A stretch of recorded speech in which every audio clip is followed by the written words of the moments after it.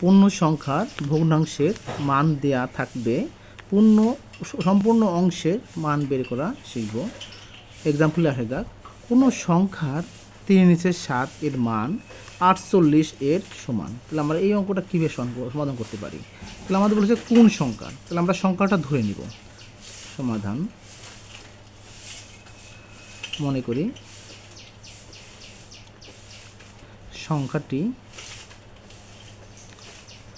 আমরা সংখ্যাটি x ধরে নিলাম প্রশ্ন মতে।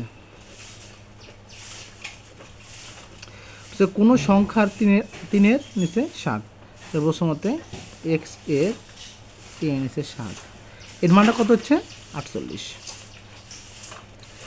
তাহলে x এর সাথে এর দ্বারা আমরা বুঝি গুণ, তাহলে 3-এর নিচে 7 এর সাথে গুণ অবস্থায় আছে। তাহলে x এর 3-এর নিচে 7 অর্থাৎ x এর সাথে 3-এর নিচে 7 গুণ অবস্থায় আছে। তাহলে x এর সাথে 3/7 যদি গুণ অবস্থায় আছে, তাহলে 3/7 অর্থাৎ 3-এর নিচে 7কে যদি আমরা ওই পারে নিয়ে যাই, তাহলে ভাগ হয়ে যাবে।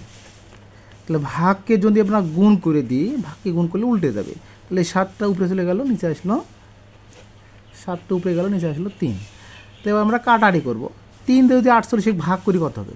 3 দিয়ে 48 ভাগ করলে হয় 16, 3-16 48। সুতরাং x সমান 7 দিয়ে 6 গুণ করলে 4, 6 7 42 2, হাতে গেলো 4, 7 4 11। তাহলে আমাদের সংখ্যাটি 112 এর অ্যান্সার। আমরা এই ধরনের আরও একটা এক্সাম্পল করি। কোনো সংখ্যার 4-এর নিচে 7 অংশ 80 এর সমান। তাহলে কোন সংখ্যার 4-এর নিচে 7 অংশ 80 এর সমান? তাহলে আমরা একইভাবে ধরে নেব সংখ্যাটি x। মনে করি সংখ্যাটি x ধরে নিলাম। তাহলে প্রশ্ন মতে কী আসতেছে? প্রশ্ন মতে একইভাবে x এর 4-এর নিচে 7 সমান কত হচ্ছে? 80 হচ্ছে, সমান। তাহলে x এর দ্বারা কী বুঝি? আমরা গুণ বুঝি। তাহলে x এর সাথে 4-এর নিচে 7টা গুণ অবস্থা আছে। যদি গুণ অবস্থা থাকে x এর সাথে, তাহলে ওদিক নিয়ে এলে কী হয়ে যাবে? ভাগ হয়ে যাবে। আর ভাগকে যদি আমরা গুণ করি তাহলে উল্টে যায়। তাহলে 7টা উপরে চলে গেল, 4টা নিচে চলে আসলো। এবার আমরা কাটাকাটি করবো। এই 4 দিয়ে যদি আমরা 80কে ভাগ করি, 4-20 80। সুতরাং x সমান তাহলে এই 7 আর 20 যদি গুণ করি, তাহলে 7 আর 20 গুণ করলে 7 2 14, 140। তাহলে কোন সংখ্যা? তাহলে উত্তর হচ্ছে 140 সংখ্যার এত অংশ সমান 80 সমান হবে।